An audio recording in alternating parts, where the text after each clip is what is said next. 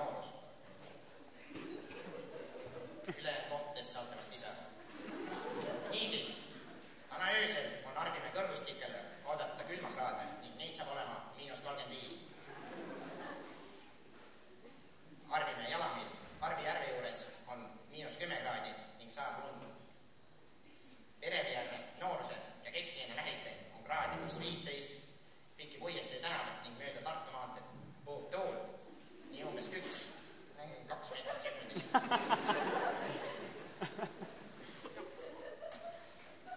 Homme päeval on Vereni kohale oodata ühte pirakat päikest, mis tekitab suurepärase ilma päevitamiseks koos +25 kraadiga.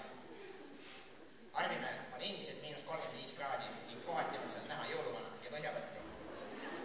No Kati, nägid sa jõuluvana? Olete Kati, jõuluvana on olemas. Arbijärv läheb aga sulale, sest soe verevi hoovus viskab sealse kliima -10 kraadilt +2 kraadile. Kaluritel on jääst läbikukkumise oht, nii et soovitame teile sinna jää peale mitte ronida, sest seda jääd enam pole seal.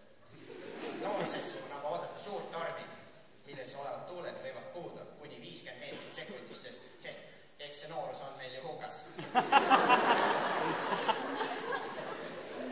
Järgmiste päevade ilma me prognoosida ei oska, sest keegi ajas seal mingid arvud sassi ning tuli selline ilm, kus üle Elva on -3 kraadi ning sajab lund.